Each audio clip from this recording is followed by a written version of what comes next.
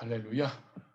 우리 2022년 2월 23일 우리 파리 순복음교회 수요 말씀 공부 예배에 오신 여러분들을 진심으로 환영합니다. 이제 만연하게 봄 날씨인 것 같습니다. 우리 이 시간 사도신경으로 신앙 고백 우리 하나님께 올려드림으로 이 귀한 예배 하나님께 드리겠습니다.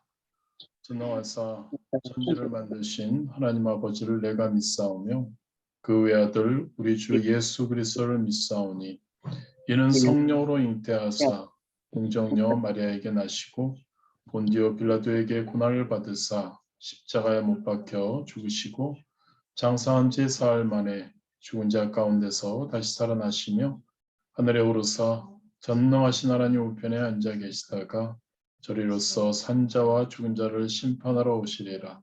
성령을 믿사오며 거룩한 공예와 성도가 서로 교통하는 것과 죄를 사하여 주시는 것과 몸이 다시 사는 것과 영원히 사는 것을 믿사옵나이다. 아멘. 할렐루야.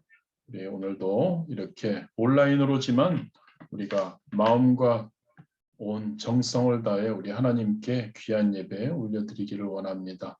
오늘은 특별히 수요일 열린다 성경 식물 이야기 시리즈로 우리를 읽어나가면서 우리가 하나님의 말씀 나누는 귀한 예배입니다.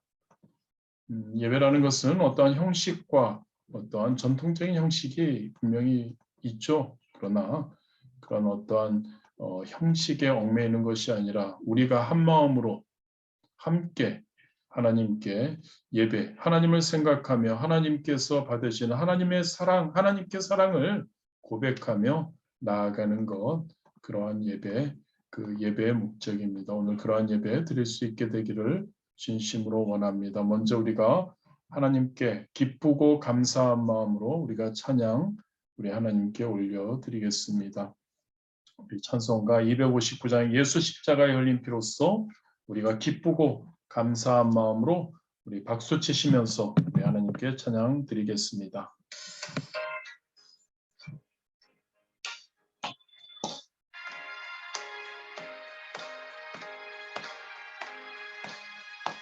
예수 십자가에 흘린 피로써 그대는 씻기어 있는가. 더러운 죄 이대하는 능력 그대는 참으지 않은가. 예수의 보혈로 그대는 씻기어 있는가.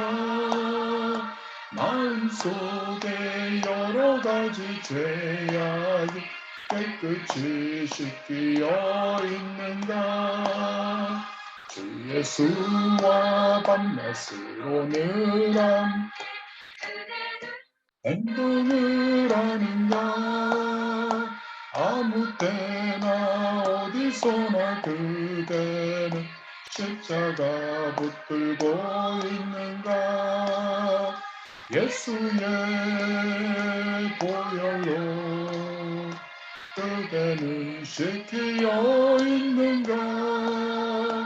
마음속에 여러 가지 죄악이 깨끗이 씻기어 있는가.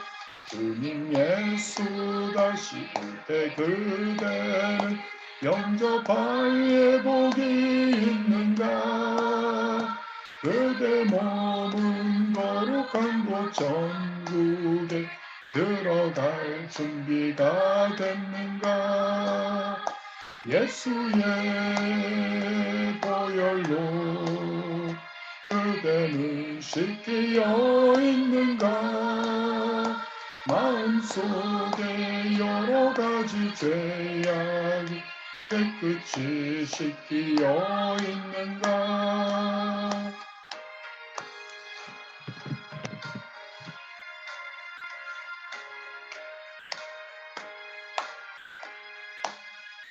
모든 죄에 더러워진 예복을 주 앞에 지금 다 벗어서 샘물같이 솟아나는 보혈로 눈보다 더 이게 씻으라. 예수의 보혈로 그대는 씻기어 있는가? 마음속에 여러 가지 죄악이 깨끗이 씻기어 있는가? 아멘. 찬송가 200장입니다. 찬송가 200장 하나님께 달고 오묘한 그 말씀.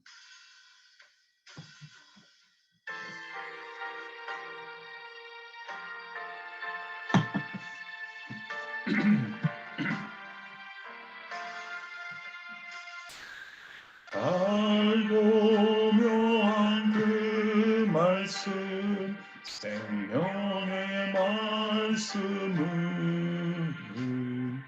귀한 그 말씀 진실로 생명의 말씀이 나의 길과 믿음 밝히 보여주니 아름답고 귀한 말씀 생명샘이로다. 아름답고 귀한 말씀 생명샘이로다. 귀한 주님의 말씀은 내 노래 되도다. 모든 사람을 살리는 생명의 말씀은 값도 없이 받아 생명길을 가니 아름답고 귀한 말씀 생명샘이로다.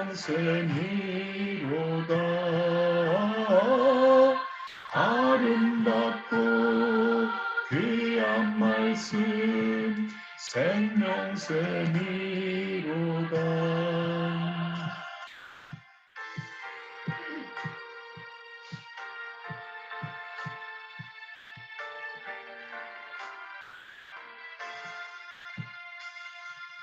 널리 울리어 퍼지는 생명의 말씀은 마음의 용서와 평안을 골고루 주나니 다만 예수 말씀 듣고 복을 받네. 아름답고 귀한 말씀 생명샘이로다.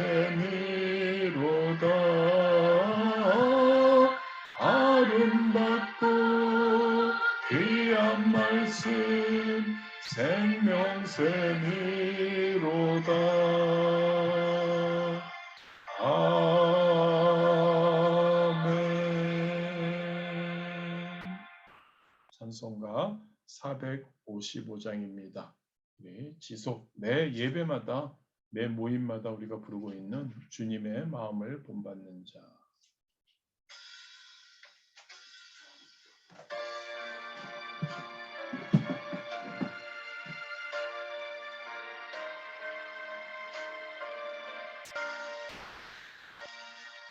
주님의 마음을 본받는 자, 그 마음의 평강이 찾아오는 험악한 세상을 이기르니 하늘로부터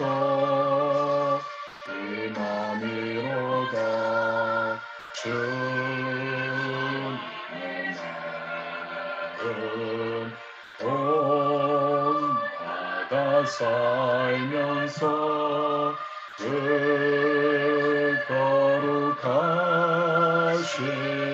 거룩하신 나도 이루리. 주 모습 내 눈에 안 보이며 음성 내 귀에 안 들려도 내 영혼 날마다 주를 만나 신령한 말씀을 배우도다. 주님의 마음 본받아 살면서 그 거룩하신 나도 이루리. 가는 길 거칠고 험하여도 내 맘에 불편이 없어짐은 십자가 고난을 이겨내신 주님의 마음 본받음이라. 주님의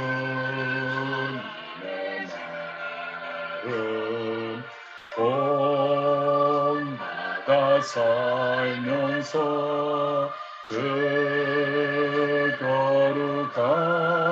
거룩하신 나도 이루리.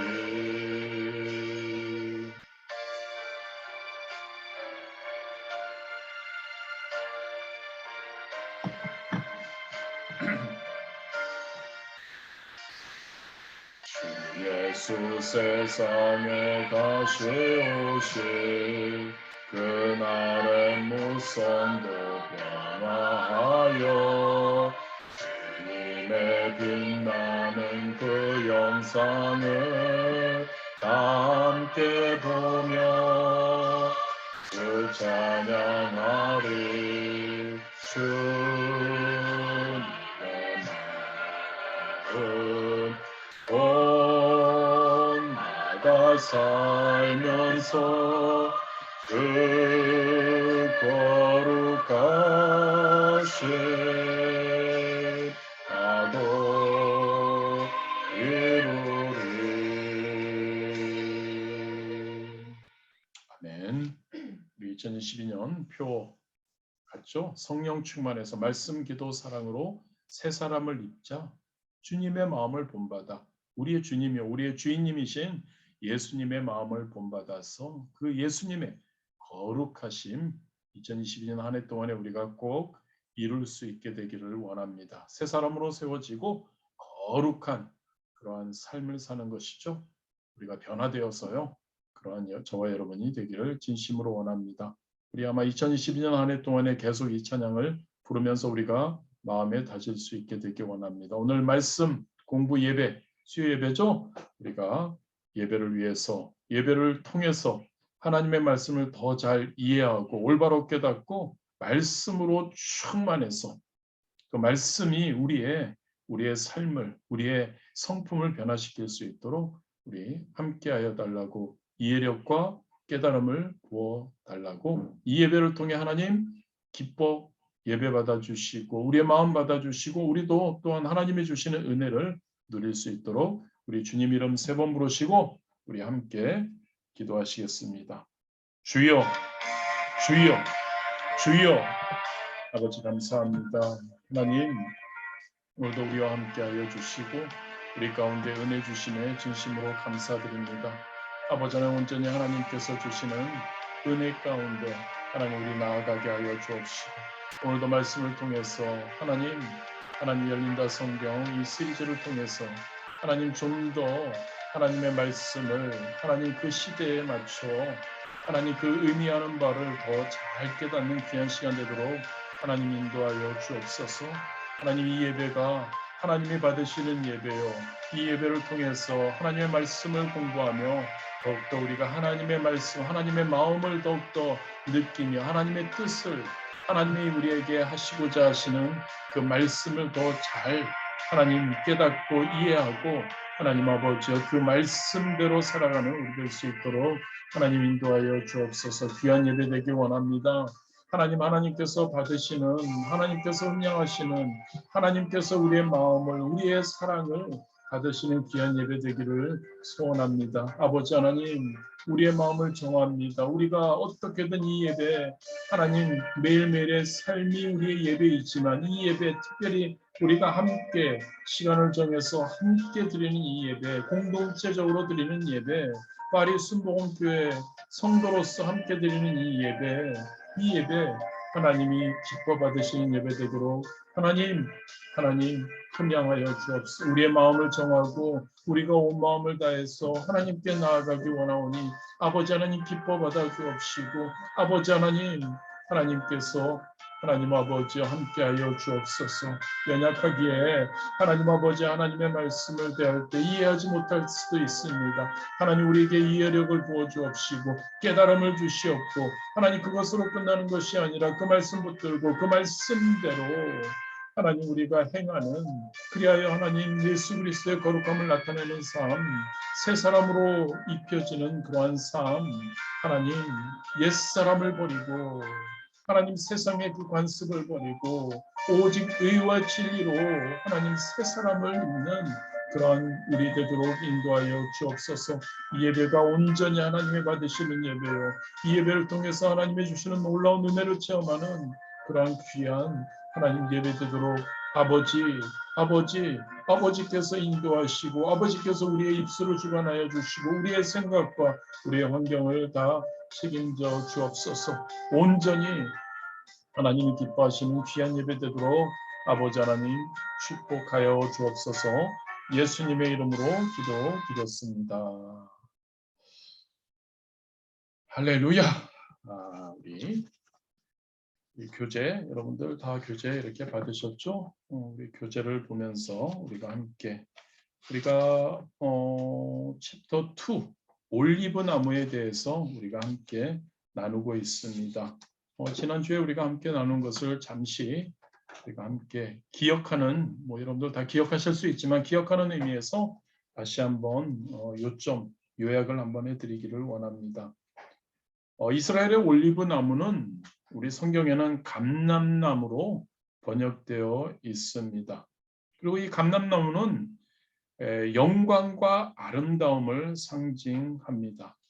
그래서 지난주에 우리가 그 내용에 대해서 잠시 살펴보았고요. 특별히 우리가 시편 23편 우리가 너무나 잘 아는 말씀이죠. 우리가 암송도 하는 그러한 말씀.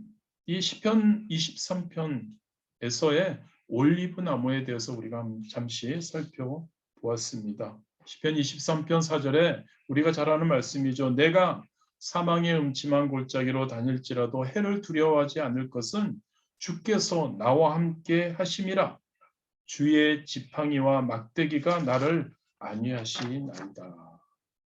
그냥 우리가 이 말씀을 읽을 때 주의 지팡이와 막대기 이것을 우리는 같은 단어를 우리 하나님께서 우리에게 말씀하실 때 그냥 같은 단어를 사용하시며 강조하기 위해서 지팡이와 막대기로 표현하지 않으셨나라고 우리가 이러한 올리브 나무에 대해서 알지 못하면 그렇게 생각을 할 수가 있습니다. 그런데 우리가 지난주에 살펴본 것처럼 올리브 나무에서는 두 개의 가지가 나옵니다. 먼저 줄기에서 나오는 가지가 있고 뿌리에서 나오는 가지가 있죠. 줄기에서 나오는 가지를 히브리어로 호테르, 그리고 뿌리에서 나오는 가지를 넷제르라고 합니다. 그래서 우리가 살펴본 것은 이 줄기에서 나온 가지는 이제 그때 기억나시죠? 뼈다귀의 그 끝에 뭉툭한 그런 것이 있는 것처럼 그래서 이제 막대기로 사용됩니다. 이것은 목자들이 그 양을 공격하는 사자나 곰이나 어떠한 그러한 동물들과 싸울 때 사용하는 막대기의 역할이죠. 무기의 역할로 하는 것이었다는 것을 우리가 나누었습니다. 그리고 뿌리에서 나온 가지는 넷제르라고 이 호테르, 줄기에서 나온 가지보다 막대기로 사용하는 가지보다 더 얇고 길었습니다. 그래서 이것은 지팡이로 사용되었던 것이죠. 그래서 지팡이로 해서 목자는 항상 양들을 인도할 때 오른손에 긴 지팡이, 긴 막대기를 긴 지팡이를 들고 이것을 통해서 양들을 이렇게 어디로 가도록 이렇게 안내했고, 그리고 이제 가고 있는데 물과 진흙의 깊이를 이 막대기를 꽂음으로 이렇게 했던 것을 우리가 함께 나누었습니다. 그래서 시편 23편에 말씀하시는 주께서 주의 지팡이와 막대기, 그래서 지팡이 이 오른손에 들고 그 다음에 막대기 허리에 차서 어떠한 동물과 어떠한 적과 싸울 때 쓰는 그러한 것. 그래서 우리가 5페이지에 보면 이렇게 목자의 그 어떤 그 당시의 목자의 그 모습이 온전히 이렇게 그림으로 나타나 있습니다.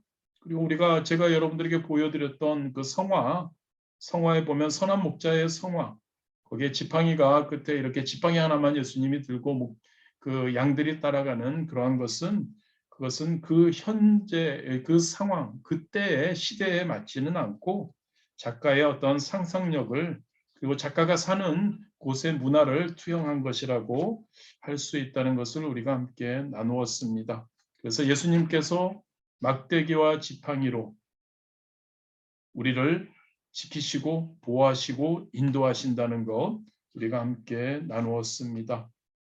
그리고 우리가 나사렛과 메시아에 대해서 나눴고요. 참 감람나무와 돌감람나무, 그러니까 참 올리브나무와 접붙임 받은 그러한 그 올리브 나무에 대해서 우리가 함께 나눔으로 또한 이스라엘 민족 유대인들과 우리 이방인들의 그 관계에 대해서 우리가 함께 나누었습니다. 그래서 우리 유대인들이 아직 예수님을 받아들이지 않고 그래도 많은 유대인들이 지금 예수님을 믿고 있다고 합니다.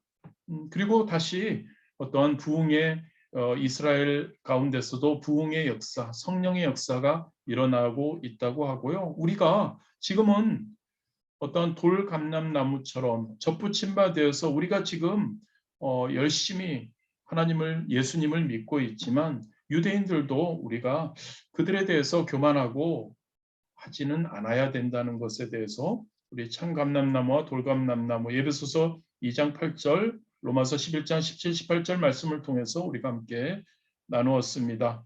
오늘도 올리브 나무의 올리브 기름에 대해서 우리가 함께 살펴보면서 또 겟세마네 기도, 예수님의 겟세마네 기도에 대해서 우리가 함께 살펴보도록 하겠습니다.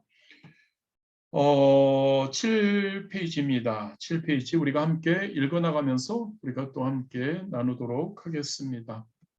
우리 김재희 원사님, 예수님의 겟세마네 기도와 올리브 기름에 대해서 좀 읽어주시면 감사하겠습니다. 겟세마네 기도는 예수님이 십자가 죽음을 하루 앞두고 드리신 철야 기도로서 성도들에게 가장 큰 감동을 주는 기도일 것이다. 내 아버지여, 만일 할만 하시거든 이 잔을 내게서 지나가게 하옵소서. 그러나 나의 원대로 마옵시고 아버지의 원대로 하옵소서. 이 기도문 자체만으로도 우리에게 감동을 준다. 그러나 저자 마태는 예수님이 기도하신 장소와 예수님의 기도하신 모습을 모두 묘사함으로써 강력한 은혜를 전달하고자 했다. 하지만 마태의 의도를 파악하지 못해서 영적 은혜가 다이너마이트처럼 터지지 않는 것이다. 이에 예수께서 제자들과 함께 겟세마네라 하는 곳에 이르러 제자들에게 이르시되 내가 저기 가서 기도할 동안에 너희는 여기 앉아 있으라 하시고 베드로와 세베대의 두 아들을 데리고 가실새 고민하고 슬퍼하사 이에 말씀하시되 내 마음이 매우 고민하여 죽게 되었으니 너희는 여기 머물러 나와 함께 깨어 있으라 하시고 조금 나아가사 얼굴을 땅에 대시고 엎드려 기도하여 이르시되 내 아버지여, 만일 할만 하시거든 이 잔을 내게서 지나가게 하옵소서. 그러나 나의 원대로 마시옵고 아버지의 원대로 하옵소서 하시고 마태복음 26장 36절에서 39절 말씀. 주인공들의 대사만으로 대본과 시나리오가 이루어질 수 없듯 성경에 나오는 모든 사건들, 특히 사복음서의 내용들을 이해하려면 그 장소와 시간적 배경을 반드시 이해해야 한다. 겟세마네 기도의 공간적 배경인 겟세마네 동산에는 강력한 암시와 메시지가 숨어 있다. 유대인들은 이를 쉽게 발견할 수 있을 것이다. 겟세마네는 틀을 뜻하는 가트와 올리브 기름을 뜻하는 슈마님이 합쳐진 복합 단어이기 때문이다. 그러나 예수님은 올리브 기름을 짜는 틀이 있는 겟세마네 동산에서 올리브 기름을 쥐어짜는 것처럼 그러니까 예수님은 올리브 기름을 짜는 틀이 있는 겟세마네 동산에서 올리브 기름을 쥐어짜는 것처럼 심령을 쥐어짜며 하나님께 기도를 드린 것이다. 아멘. 할렐루야. 예, 그렇습니다. 예수님의 겟세마네 기도, 이것의 의미가 우리가 그냥 예수님께서 겟세마네 그 동산에서 기도하셨구나로 이렇게 하면 겟세마네라는 그러한 의미, 뜻을 제대로 알지 못한다면 그냥 어떠한 동산에서 기도하셨네라고 우리가 생각할 수 있습니다. 여기서 마태는 강조하고 있죠. 마태. 예수님이 기도하신 장소가 어느 곳인지를 강조하고 있습니다. 겟세마네라 하는 곳에 이르러 겟세마네 동산에서 겟세마네 동산이라는 곳은 여기에는 겟세마네 틀을 뜻하는 가트와 올리브 기름을 뜻하는 슈마님 복합 단어, 즉 예수님은 올리브 기름을 짜는 틀이 있는 겟세마네 동산에서 기도하셨다는 것을 이야기하고 있습니다. 우리가 점차 올리브 기름을 쥐어짜는 것, 그 틀이 있는 것, 이게 어떤 의미인지를 우리가 함께 이제 살펴볼 것인데요. 그래서 한 방울이라도 아껴서 짜는 올리브 기름에 대해서 우리가 함께 이렇게 읽도록 하겠습니다. 우리 김정숙 권사님 감사합니다.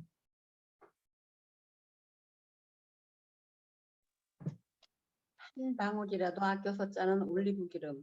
올리브 기름은 성서 시대부터 지금까지 성지 이스라엘의 대표 수출품으로 명성을 이어왔다. 토양과 기후가 올리브 재배에 부적합한 이집트와 메소포타미아 사이에 위치해서 사이 땅으로 알려진 이스라엘은 양질의 올리브 기름을 수출했다. 이는 고대부터 이스라엘의 경제를 지탱해준 든든한 버팀목이었다. 솔로몬이 히람에게 그의 궁정에 음식물로 밀 2만 고루와 맑은 기름 20고루를 주고 해마다 그와 같이 주었더라. 열왕기상 5장 11절 말씀. 에브라임은 바람을 먹으며 동풍을 따라가서 종일토록 거짓과 포악을 더하여 아수르와 계약을 맺고 기름을 애굽에 보내도다. 호세아서 12장 1절 말씀. 네, 계속 읽어주세요, 권사님. 솔로몬은 왕이 된 뒤에 7년을 성전 공사에 13년을 왕궁 공사에 투자했다. 그의 40년 통치 기간 중 절반은 20년을 소비한 것이다. 그는 20년 동안 두로 현지의 레바논의 히람 왕에게서 목재를 수입했는데 그 비용으로 지불한 것이 양질의 올리브 기름과 이스라엘 평야에서 추수한 밀이었다. 이스라엘은 일본과 함께 평균 수명이 높은 나라로 유명하다. 이스라엘의 장수 비결 가운데 하나가 올리브 기름이라고 한다. 지중해 주변의 나라들 중 양질의 올리브 기름을 식생활에서 즐기는 나라의 특징은 중풍과 심근경색 같은 심혈관계 질환의 발병률이 현저하게 낮다는 것이다. 이스라엘 사람들은 샐러드 드레싱으로 약간의 레몬과 함께 올리브 기름을 사용한다. 아침 공복에 올리브 기름을 2-3스푼씩 먹는 사람도 있다. 이스라엘에서 올리브 기름은 기쁨과 축복의 상징이었다. 왕은 정의를 사랑하고 악을 미워하시니 그러므로 하나님 곧 왕의 하나님이 즐거움의 기쁨을 왕에게 부어 왕의 동료보다 뛰어나게 하셨나이다. 시편 45편 7편 말씀, 7절 말씀. 마당에는 밀이 가득하고 독에는 새 포도주와 기름이 넘치리로다. 요엘서 2장 24절 말씀. 할렐루야, 감사합니다. 여기 올리브가 이스라엘 나라의 대표 수출품이며 올리브 기름이 그렇게 이스라엘 그때 당시에 최고의 어떠한 중요한 그러한 것이었다는 것을 이야기하고 있고요. 올리브 기름 이거는 유명하죠. 장수 비결 가운데 하나다. 그래서 이태리 사람들도 그러한 이야기를 있고요. 그래서 올리브 기름 여러분들 많이 드시고 계시죠? 많이 드시고 그리고 우리가 더욱더 건강하게 열심히 신앙생활하면서 또한 하나님께 영광 돌리는 우리가 되기를 원합니다. 이어서 이 올리브 기름을 이제 짜는 그러한 언제 수확하고에 대한 내용인데요. 우리 박정근 집사님 가능하시면. 제가 이스라엘은 8월에 투베아브라는 명절을 지내는데 이때부터 이스라엘에서는 낮이 짧아지기 시작한다. 이는 우리나라의 하지에 해당한다. 이 명절은 올리브를 재배하는 사람들에게 특히 중요하다. 투베아브를 지나면서부터 올리브 열매 기름이 차기 시작하기 때문이다. 투베아브 전에는 올리브 열매를 눌러도 기름이 나오지 않는다. 이스라엘에서는 보통 9, 10월에 올리브 열매를 수확해서 피클을 만들어 저장한다. 11월 초에는 올리브 열매를 따서 기름을 짠다. 이쯤 되면 녹색의 올리브 열매는 검은색으로 변하며 열매의 기름이 가득 찬다. 올리브는 식용으로 사용하는 것보다 기름으로 짜는 것이 부가가치가 훨씬 높았다. 통에 가득 담긴 기름은 하나님 넘치는 축복과 기쁨을 상징했다. 시편 기자의 즐거움이 기름이라는 표현이 그 대표이다. 즐거움의 기름은 히브리어로 세멘 사손이라고 한다. 이는 현재 예루살렘에 있는 유대인 교회 중에 가장 부흥하는 교회의 이름이기도 하다. 그곳에서 하나님이 즐거움의 기름, 즉 성령을 안식일 예배 때마다 부으셔서 각종 은사와 치유와 기적들이 나타나고 있다. 올리브 기름을 짜는 것은 크게 두 단계로 나누었다. 하나는 올리브 열매를 부수는 단계고 다음은 부순 열매를 바구니에 넣어 무게추나 나사 등을 이용해 짜는 단계다. 올리브를 짜는 올리브 프레스는 갈릴리 호수의 북서쪽에 위치한 가브나움에서 주로 생산해서 전 이스라엘에 보급한다. 그곳에 현무암으로 이루어진 강도 높은 돌들이 많이 생산되었기 때문이다. 라게스라는 도시를 중심으로 한 이스라엘 남부 지방에서는 무게추를 주로 사용했다. 갓자린을 중심으로 한 이스라엘 북부 지방에서는 나사를 주로 사용했다. 이 이스라엘에서 올리브는 모두 4번 보았는데 각각 사용되는 용도가 달랐다.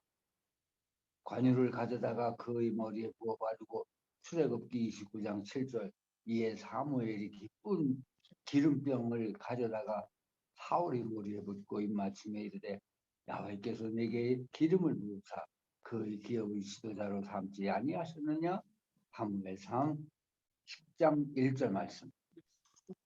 할렐루야, 감사합니다. 자, 그래서 올리브 이렇게 기름을 짜는 그러한 내용인데요. 올리브는 9월, 10월 정도에 열매를 수확해서 피클을 만들어 저장하고 11월 초 그때 올리브 열매를 따서 기름. 이때는 우리가 올리브 보면은 까만 것이 우리 올리브 먹을 때도 보면 이제 약간 녹색이 있고 또 그리고 까만 그러한 올리브가 있습니다. 그것을 먹어보면 이제 진짜 까만색의 그러한 올리브가 이제 더 이제 기름이 많은 것 같은 그런 느낌도 드는 것 같습니다.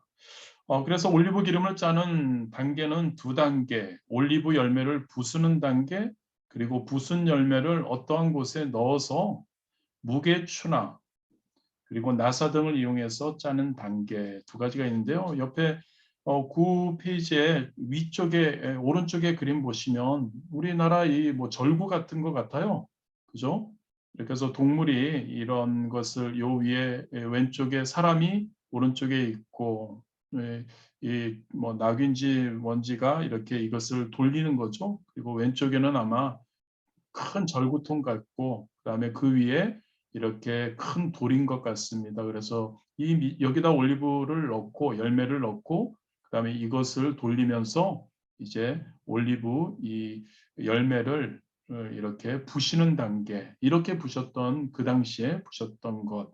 그리고 밑에 보시면은 이게 2가지 방법으로 이렇게 짜는데 이것은 나사라고 해서 이것이 여러 이 사이에 보시면은 이제 이 뭐라고 할까요? 여러 겹이 있고 그 사이에 이것을 올리브 열매를 넣고 위에서 눌러서 이 기름을 짜는 그러한 방법이 있고요. 여기서 좀 더 이분이 강조하고자 하는 무게추 보시면은 그 다음 페이지에 넘어가시면요. 신면에 보시면 거기도 그림이 하나 있죠. 이게 이제 이렇게 무게추입니다.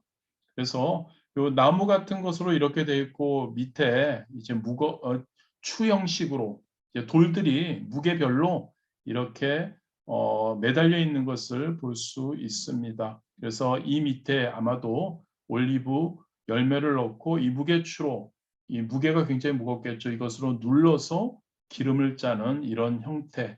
그래서 무게추 이런 형태가 이런 그림 그리고 바로 앞면의 9페이지에 오른쪽 밑에 보면 이게 나사의 방법 그 위에는 이 올리브 열매를 어떻게 그 당시에 부셨냐에 대해서 이렇게 나오는 것 같습니다. 구면 이제 마지막 단락 이렇게 우리 박봉래 권사님 가능하시면 읽어주시면 감사하겠습니다. 무게 틀에 올리는 돌은 각 단계마다 무게가 달랐다. 처음에는 가장 가벼운 돌을 사용해서 기름을 짰다. 첫 번째로 짠 기름은 성전에 바치는 가장 거룩한 기름으로 사용되었다. 이 기름으로 성전의 촛대 메노라를 밝혔다. 왕과 대제사장을 기름 부을 때도 이 기름을 사용했다. 그리스도는 메시아를 뜻하는 헬라어다. 메시아의 정확한 히브리어 발음은 마시아흐다. 왕과 대제사장을 기름 부을 때 사용하는 동사인 기름 붓다라는 뜻의 마샤흐에서 파생된 단어다. 예수님은 우리의 마시아흐이시다. 하나님이 친히 기름 부으신 왕이요 대제사장이시기 때문이다. 처음 짜고 남은 찌꺼기를 더 무거운 무게추를 사용해서 다시 짜서 얻은 기름은 가정에서 식용유로 사용했다. 남은 찌꺼기에 다음 단계의 무게추를 올려서 세 번째로 짠 기름은 용도가 다양했다. 이는 가정마다 있는 올리브 등잔을 밝히는 데 쓰였고 여자들 화장품과 약품으로 쓰였다. 내 의복을 항상 회개하며 내 머리에 향 기름을 그치지 아니하도록 할지니라. 전도서 9장 8절 말씀. 너는 금식할 때에 머리에 기름을 바르고 얼굴을 씻으라. 마태복음 6장 17절 말씀. 미련한 자들이 슬기 있는 자들에게 이르되 우리 등불이 꺼져가니 너의 기름을 좀 나눠 달라 하거늘. 마태복음 25장 8절 말씀. 많은 귀신을 쫓아내며 많은 병자에게 기름을 발라 고치더라. 마가복음 6장 14절 말씀. 가까이 가서 기름과 포도주를 그 상처에 붓고 싸매고 자기 짐승에 태워 투막으로 데리고 가서 돌보아 주니라. 누가복음 10장 34절 말씀. 더 무거운 무게추를 이용해서 남은 찌꺼기를 짜면 하나도 나올 것 같지 않은데도 다시 한번 기름이 바구니 옆으로 흘러나온다.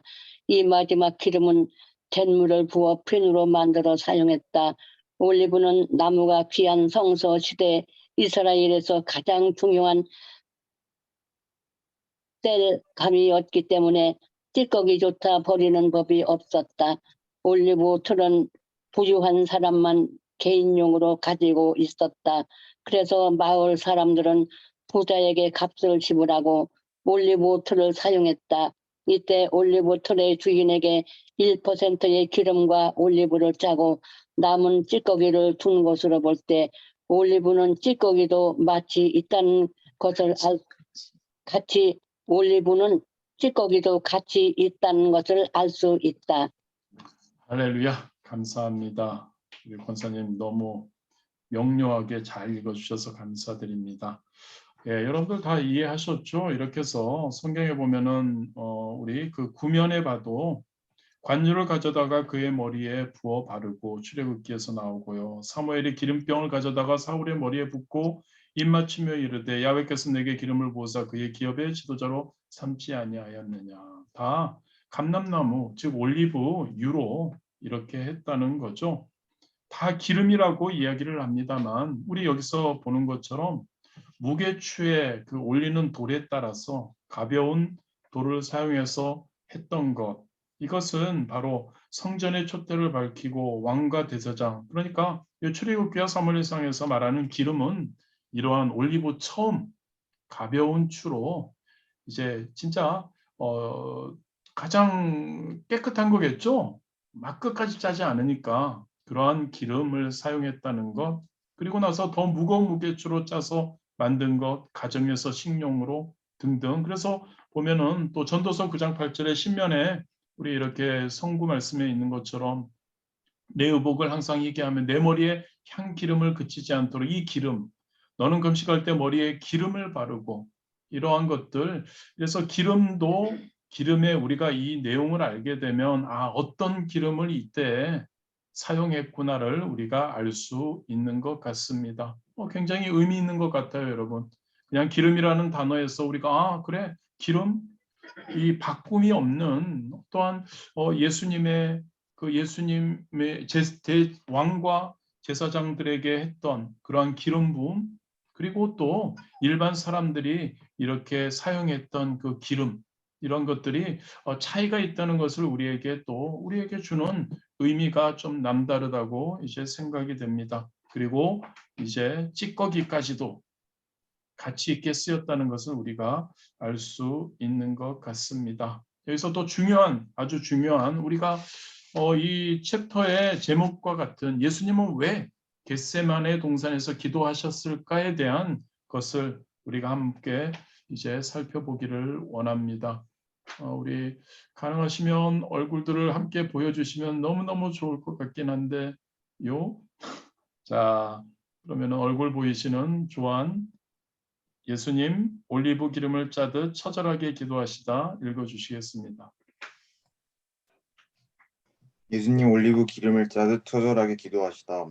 예수님의 겟세마네 기도를 묘사한 성화는 많다. 하지만 성경 말씀의 정확한 의미를 파악해서 그린 작품은 아직 없다. 뉴욕의 유니온 신학교는 겟세마네 기도의 성화로 유명하지만 이곳의 성화도 말씀의 의미를 정확하게 묘사하지 못한다. 예수님의 겟세마네 기도를 그린 성화에는 올리브 기름을 짜는 이미지가 나와야 한다. 무거운 무게추가 위에서 눌러댈 때 바구니의 옆에서 기름이 흘러나오듯이 예수님도 온 인류의 죄의 짐이 누르는 중압감으로 완전히 땅에 엎어지셨다. 예수님의 얼굴은 완전히 땅에 떨어졌다. 납작하게 땅에 눌린 예수님의 옆구리에서는 바구니 옆으로 기름이 흘러내리듯 땀방울이 핏방울처럼 흘러내렸다. 예수님의 겟세마네 기도를 조용히 무릎을 꿇고 고요하게 기도하는 모습으로 그린 성화가 있다면 이는 겟세마네 기도의 상황을 전혀 이해하지 못한 것이다. 무거운 무게추를 단계마다 하나씩 올려서 4번 올리브 기름을 짜듯이 예수님은 최후의 한 방울도 남지 않은 찌꺼기가 될 때까지 기도하셨다. 그것도 올리브 기름을 짜는 틀이 있어서 겟세마네라 불리는 동산에서 기도하셨다. 누가는 이 모습을 땀이 땅에 떨어지는 핏방울 같이 되더라. 누가복음 22장 44절 말씀이라고 묘사하고 있다. 더 이상 나올 기름이 없는 완전한 찌꺼기 상태가 되었을 때 배반자 유다가 대제사장의 함족들과 함께 나타났다. 예수님은 결국 골고다 언덕의 십자가로 향하는 최후의 장정을 마치셨다. 그때 예수님의 몸 상태는 다 짜고 남은 올리브 찌꺼기 같았다. 올리브 찌꺼기를 땔감으로 사용했듯이 예수님은 자신의 몸을 십자가 위에서 온전히 불태우신 것이다. 그 십자가 형벌로 우리가 구원을 받았으니 이를 어찌 값 비싼 은혜라 부르지 않겠는가. 할렐루야. 좀 더 우리가 예수님이 겟세마네 동산에서의 그 기도하심, 이것이 우리가 좀 더 마태가 서두에서 이야기한 것처럼 마태가 이것을 묘사하면서 예수님이 겟세마네 동산에서 기도하시는 모습, 내 아버지여 만일 할 만하시거든 이 잔을 내게서 지나가게 하옵소서, 그러나 나의 원대로 마옵시고 아버지의 원대로 하옵소서라고 하는 이 기도함, 땀이 핏방울로 변하듯이 한 기도함, 이것을 우리가 이 올리브 열매에 기름 짜는 그러한 무게추의 그러한 것을 우리가 좀 더 알기에 우리가 더 은혜롭게 이것을 다시 한번 생각할 수 있는 것 같습니다. 겟세마네라는 곳, 그 동산의 그 장소의 의미도 예수님께서 올리브 기름을 짜는 틀이 있었던, 그래서 겟세마네라고 불렸던 그 동산에서 올리브 기름이 짜여지는 것처럼 그 무게의 추, 그 인간 우리의 그 죄, 그 모든 추를 이제 감당하시면서 이제 그러한 올리브 기름이 짜지는 것과 같은 그러한 신듦을 통해서 우리 찌꺼기 완전히 불태우신 것, 그러한 은혜 우리가 다시 한번 생각할 수 있는 것 같습니다. 할렐루야. 우리 겟세마네 기도가 주는 교훈에 대해서 우리 다들 안 켜주시네요. 그러면은 사모 이제 해주시겠습니다. 겟세마네 기도가 주는 교훈. 마이크 켜시고요.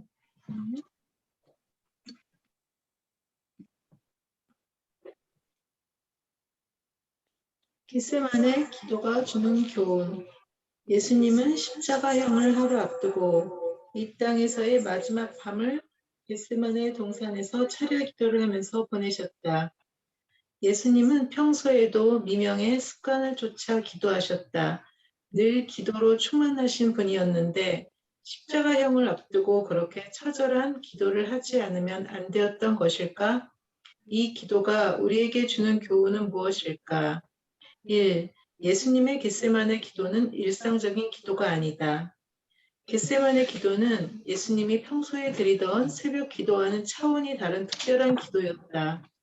예수님은 십자가형을 앞두고 최후의 승리를 위해 겟세마네 동산에서 올리브 기름을 짜듯 처절하고 치열한 영적 전투를 치르신 것이다. 이 기도를 우리의 기도 생활에 비유한다면 40일 작정 금식 기도에 해당된다고 할 수 있을까? 2. 겟세마네 기도는 자신을 100% 하나님께 드리고자 할 때 드리는 기도다.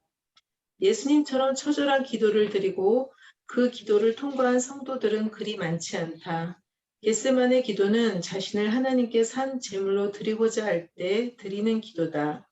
이런 기도를 드린 적이 없다면 아직 하나님께 자신을 드리고자 고민해보지 않고 신앙생활을 하고 있는 것이다. 우리는 말로는 하나님의 뜻을 구한다고 하지만 실제로는 하나님을 통해 나의 뜻과 소원을 이루고자 할 때가 많다. 하나님의 뜻을 90% 구하고 나의 뜻은 10%밖에 구하지 않는다고 말하겠지만 실상은 반대로 나의 뜻이 90%이고 하나님의 뜻은 10%일 때가 많지 않은가. 겟세마네 기도는 90%도 아닌 100%를 하나님께 드리고자 할 때 드리는 기도다. 마지막 남은 1%의 내 뜻마저도 짜고 또 짜서 버리고 결국 하나님의 뜻과 소원을 100% 이루고자 할 때 이런 처절한 기도가 나오는 것이다. 할렐루야. 네, 겟세마네 기도가 주는 마이크죠. 그렇습니다. 겟세마네 기도가 주는 교훈이죠. 겟세마네가 주는 그만의 기도, 예수님의 그 기도, 일상적인 기도가 아니었다는 거죠. 특별 기도였죠. 십자가에 바로 달리시기 바로 전에 진짜 모든 것을 드리는 기도죠. 자신의 모든 것을, 자신을 100% 드리는 것. 올리브 기름이 짜여지는 것처럼요. 나중에 4번 정도 이렇게 가장 무거운 추로 하면 나중에 기름이 안 나온다고 합니다. 그러면 그 찌꺼기를 또 땔감으로 사용했다는 거. 겟세마네의 기도, 올리브 기름을 짜는 틀이 있는 그 겟세마네 장소에서의 예수님, 그 동산에서의 예수님의 그 기도는 올리브 기름이 짜여지는 것처럼 모든 기름을 짜서 모든 것을 기도하며 나아가는 것이죠. 그래서 우리 겟세마네 기도는 100%를 하나님께 드리고자 할 때 드리는 기도다. 그러한 기도하는 저와 여러분이 되길 원합니다. 이 시간에 또 제 생각에는 끝까지 이렇게 해서 뽕나무로 넘어가려고 했는데 지금 시간이 조금 힘들 것 같고요. 이거는 특별한 내용이 제가 그러면 빨리 읽어 나가도록 하겠습니다. 여러분들 잘 이렇게 들으시기 바랍니다. 이 끝까지 여기에는 뭐 어떤 의미가 있지만, 자, 요담의 올리브나무 비유입니다. 사사기 9장에 나오는 요담의 비유를 보면 성서 시대의 올리브 나무가 무엇을 상징했는지를 잘 알 수 있다. 사사기 9장 8절 9절입니다. 하루는 나무들이 나가서 기름을 부어 자신들 위에 왕으로 삼으려 하여 감람나무에게 이르되, 감람나무는 올리브 나무를 이야기합니다. 너는 우리 위에 왕이 되라 하매 감람나무가 그들에게 이르되, 내가 있는 나의 기름은 하나님과 사람을 영화롭게 하나니 내가 어찌 그것을 버리고 가서 나무들 위에 우쭐대리오 한지라. 요담은 기드온이 낳은 50명의 아들 가운데 막내다. 기드온이 외부의 공격을 받아 막아 안전을 지켜주자 이스라엘은 이번 기회에 기드온을 아예 왕으로 세우려고 했다. 기드온은 야훼 하나님만이 이스라엘의 왕이시라고 선포하면서 거절했다. 그러나 그의 아들 때에 이르러 비참한 역사를 낳게 된다. 세겜 출신의 첩에서 낳은 서자 아비멜렉이 세겜에 가서 고향 사람들을 선동해 스스로 왕이 된 것이다. 아비멜렉은 히브리어로 우리 아버지는 왕이다라는 뜻이다. 아비멜렉은 자신의 고향인 세겜에 찾아가 우리가 남이가 라면서 지역 감정을 부추겨 손쉽게 왕이 되었다. 그는 바위 위에서 기드온의 아들을 모두 죽였지만 막내인 요담은 천신만고 끝에 탈출에 성공했다. 요담은 세겜 남쪽에 있는 그리심산에 올라가 나무의 비유를 들면서 아비멜렉을 왕으로 세운 세겜 주민들을 조롱했다. 나무들이 기름을 부어 자신들의 왕으로 삼고자 결의를 하고 가장 먼저 찾아간 나무가 바로 올리브 나무였다. 나무들은 왜 올리브 나무에게 가장 먼저 찾아갔을까? 올리브 나무는 나의 기름은 하나님과 사람을 영화롭게 하나니 내가 어찌 그것을 버리고 가서 나무들 위에 요동하리오라고 말하면서 왕이 되어달라는 나무들의 요구를 거절했다. 무화과 나무와 포도나무도 거절하고 마지막으로 가시나무가 나무들의 요구에 응했다. 이것은 가시나무에서 나온 불로 레바논의 백양목까지 다 타버리는 재앙을 낳고 말았다. 이는 왕을 잘못 세운 세겜 주민들이 겪게 될 비극을 예언하는 비유였다. 그래서 올리브나무, 감람나무, 즉 하나님, 올리브 나무의 기름은 하나님과 사람을 영화롭게 하기 위한 것, 그런 내용입니다. 자, 올리브 나무의 특징입니다. 올리브 나무 첫 번째, 수명이 길고 인내한다. 올리브 나무는 다른 나무라면 도저히 살 수 없는 환경에서도 잘 자란다. 어떤 식물학자는 갈릴리에 있는 한 올리브 나무는 알렉산더 대왕이 정복 전쟁에 나섰던 주전 331년부터 생존했다고 말했다. 그러니 그 수령이 2300년을 훌쩍 넘는다. 예루살렘 동쪽의 올리브산 언덕에 있는 겟세마네 동산의 올리브 나무들도 모두 수령이 1000년 이상이다. 올리브 나무의 오랜 수명은 놀라운 면역 체계의 덕이다. 메뚜기 떼가 공격해서 나무들을 갉아먹으면 올리브 나무는 냄새나는 독특한 화학 성분을 합성한다. 이것이 바람에 날려 옆 나무들에게 옮겨진다. 그러면 옆에 있는 올리브 나무들은 메뚜기 떼의 공격을 막는 화학 물질을 합성하기 시작한다. 먼저 공격당한 올리브 나무는 이웃 나무들을 살리는 비책을 알려주고 장렬하게 전사하는 것이다. 다른 나무라면 도저히 살 수 없는 환경에서도 인내하며 수천 년을 견뎌내는 올리브 나무는 다른 나라라면 도저히 살아남을 수 없는 환경에서도 끝까지 살아남은 이스라엘을 상징하기도 한다. 2000년 동안 이어진 디아스포라의 역사 속에서 다른 민족과 동화되지 않고 유대인으로서 정체성을 지켜낸 이들의 민족성은 실로 올리브 나무에 견줄만 하다. 홀로코스트 대학살을 거치며 영원할 것 같던 독일의 히틀러 제국은 망하고 사라질 것 같던 이스라엘은 2차 대전이 끝나고 3년 뒤에 신생국가로 독립했다. 그러니 이스라엘을 힘든 세월을 버텨낸 올리브 나무라 불러도 손색이 없을 것이다. 올리브 나무의 특징, 올리브 나무의 길고 인내하는 그러한 이스라엘과 비교하고 올리브 꽃. 5월에는 이스라엘의 흰색의 아름다운 올리브 꽃이 만발한다. 그러나 그 영광은 일주일을 채 넘기지 못한다. 욥의 친구 엘리바스는 악한 자들이 당하게 될 피할 수 없는 운명을 올리브 꽃이 피자마자 곧 떨어지는 것에 비유하고 있다. 포도나무가 익기 전에 떨어짐 같고 감람꽃이 곧 떨어짐 같으리라. 욥기 15장 33절 말씀. 올리브 꽃은 일주일도 채 넘기지 못하는 꽃이다. 올리브 열매는 초막절이 가까운 10월에 딴다. 하나님은 막대기로 가지를 때려서 올리브 열매를 따라고 명하셨다. 막대기로 때린 뒤 그 가지를 다시 살피지 말고 남은 열매는 고아와 과부를 위해 남겨두라는 명령도 하셨다. 당시의 고아와 과부는 혈연 중심의 공동체에 속하지 못한 자들로서 사회의 보살핌이 필요한 소외 계층의 대명사였다. 내가 내 감람나무를 떤 후에 그 가지를 다시 살피지 말고 그 남은 것은 객과 고아와 과부를 위하여 남겨두며. 신명기 24장 20절 말씀. 올리브의 열매에 관련된 것이죠. 올리브 잎입니다. 올리브 잎은 앞면은 옅은 초록색이고 뒷면은 은색이다. 산들바람에 흔들리면 햇빛에 아름다운 은색으로 빛난다. 예루살렘 동편에 있는 올리브산, 감람산은 올리브 나무가 많아서 그렇게 이름이 붙여졌다. 서쪽으로 지는 석양에 비친 동쪽의 올리브산은 예루살렘만이 뿜어내는 아름다운 자태를 자랑한다. 옅은 초록색과 은색이 조화를 이루며 흔들리는 올리브 잎의 색은 오래 쳐다봐도 사람의 눈에 피로함을 주지 않는 가장 자연 친화적인 색이라고 한다. 미드라시에는 올리브잎과 관련된 재미있는 표현이 있다. 사라에게 아이를 갖는다고 천사가 말했을 때 사라의 얼굴이 올리브잎처럼 빛났다.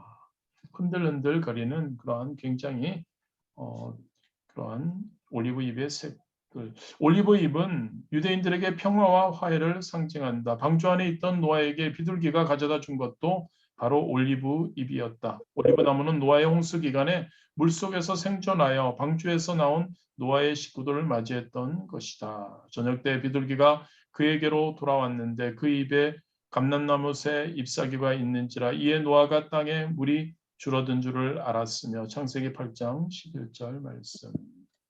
자, 그래서 우리가 올리브 나무에 대해서 우리가 함께 나누었습니다. 나무의 특징, 수명이 길고 인내하고 올리브 꽃 일주일 채 넘기지 못하고 열매, 또한 어떻게 해야 되면 잎에 대해서 이렇게 우리가 함께 나누었습니다. 그리고 오늘의 주제는 겟세마네 동산에서의 예수님의 그 올리브 나무, 올리브 열매, 올리브 기름을 짜는 듯한 그러한 간절한 모든 것을 주는, 모든 것을 하나님께 드리는 그러한 겟세마네 기도가 아닐까 생각해 봅니다.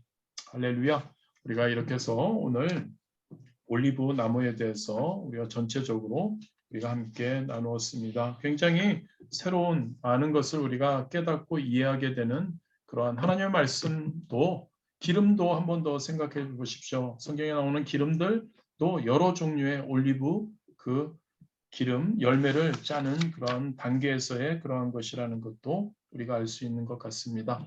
자, 우리 함께 또한 우리 예수님께서 우리를 위해서 십자가에 달려 돌아가시기 바로 전에 예수님도 결단하셨어야 합니다. 예수님도 진짜 그런 기도를 통해서 진짜 모든 것을 하나님께 드리는 기도를 통해서 그 십자가에서의 그 사명을 감당하실 수 있었던 겁니다. 저와 여러분은 어떤가요?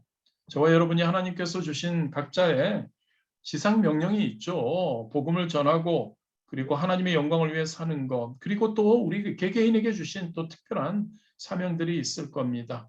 우리 공동체, 우리 교회, 우리 가정, 우리 직장과 사업장에서의 하나님의 주신 사명, 우리가 그것을 감당하기 위해서는 예수님의 겟세마네 동산에서 기도하셨던 것처럼 우리의 기도도 이러한 진짜 간절한 기도가 되어야 하지 않을까를 생각해 봅니다. 그 간절한 기도를 통해서 우리가 예수님이 십자가의 사명을 잘 감당하신 것처럼 우리도 우리에게 맡겨주신 사명을 잘 감당할 수 있는 그러한 우리 되기를 원합니다. 우리 위해서 잠시 함께 기도하시겠습니다. 올리브 나무를 생각하며 기름 생각하며 겟세마네 동산에서의 기도를 생각하며 우리가 함께 기도하시겠습니다. 주여 아버지 하나님 감사합니다. 하나님 우리 자신을 돌아보며 우리의 하나님 아버지의 올리브 나무와의 올리브 열매, 올리브의 기름, 올리브 기름을 하나님 겟세마네 동산에서의 예수 그리스도의 하나님 그 기도를 생각하며 우리 자신을 돌아봅니다. 아버지 하나님 아버지요, 우리 하나님 올리브 나무가 하나님 올리브 열매가 올리브 기름으로 이렇게 짜여지는 그러한 것을 통해 예수님께서 그 하나님 그 올리브 기름이 짜여지는 것 같이 하나님 아버지 온전히 완전히 짜여져 찌꺼기까지 하나님 불태우셨던 그러한 십자가에서의 사역을 돌아보며 우리 자신들을 돌아봅니다. 아버지 하나님, 그러한 예수님의 겟세마네 동산에서의 그 기도가 우리의 기도인지, 우리 예수님의 그 겟세마네 동산에서의 기도에 그 간절함이 우리에게 있는지, 하나님 우리의 사명을 감당하기 위해 그러한 기도를 하나님께 올려드려야 하는 것, 하나님 아버지여, 그러할 때 하나님 그 올리브 기름, 올리브 나무, 올리브 열매에 하나님께 영광되며 하나님 아버지여 평화의 상징이 되는 그러한 것 우리가 하나님 아버지여 이룰 수 있도록 인도하여 주옵소서. 하나님의 말씀이 얼마나 이렇게 하나님 더 이해하고 더 잘 하나님 아버지여 상황에 따라 알 수 있어서 얼마나 달고 오묘한지, 하나님의 말씀 그냥 보았던 하나님의 말씀들이 이렇게 더 이해하며 나아갔더니 얼마나 우리에게 꿀 같은지 하나님 우리가 항상 기억하며 하나님 아버지 무엇보다도 하나님께 드리는 예배, 이 예배가 하나님 기뻐하시는 예배, 하나님을 사랑하고 하나님의 말씀을 더 잘 알아가기 위해, 더 잘 깨닫기 위해, 그래서 그 말씀이 더 잘 하나님 나의 삶에 적용되게 하기 위해 하나님 나아가는 귀한 그런 예배되도록 하나님 역사하여 주옵소서. 하나님을 사랑합니다. 하나님을 사랑합니다. 하나님의 말씀을 사모합니다. 하나님의 말씀을 기뻐합니다. 하나님의 말씀을 더 잘 깨닫기 원합니다. 하나님의 말씀을 읽으며 하나님 아버지 더 하나님께 하나님의 마음을 깨닫고 하나님의 그 마음, 하나님이 하시고자 하셨던 그 진짜 그 의미를 온전히 100% 깨닫는 우리 되기를 소원합니다. 우리와 함께하여 주옵시고 우리에게 하나님의 놀라운 은혜로 하나님 역사하여 주옵소서. 예수님의 이름으로 기도드렸습니다. 하늘에 계신 우리 아버지여, 이름이 거룩히 여김을 받으시오며 나라가 임하시오며 뜻이 하늘에서 이루어진 것 같이 땅에서도 이루어지이다. 오늘 우리에게 일용할 양식을 주시옵고 우리가 우리에게 죄 지은 자를 사하여 준 것 같이 우리 죄를 사하여 주시옵고 우리를 시험에 들게 하지 마시옵고 다만 악에서 구하시옵소서. 나라와 권세와 영광이 아버지께 영원히 있사옵나이다. 아멘. 할렐루야. 우리 음소거들 제거해 주시고 귀한 얼굴들 보여주실 수 있으신 분들은 보여주시고 먼저 우리 하나님께 영광의 박수 올려드리시겠습니다. 할렐루야. 감사합니다. 할렐루야. 우리 다음 주에는 삭개오는 왜 뽕나무에 올라갔을까? 뽕나무에 대해서 우리가 함께 또한 나눌 겁니다. 우리 또 여러분들 시간 되시는 분들은 좀 읽으시고요. 읽으시고 또 함께 우리가 나누면 또 더 큰 은혜가 있을 것 같습니다. 할렐루야. 승리하셨습니다. 감사합니다.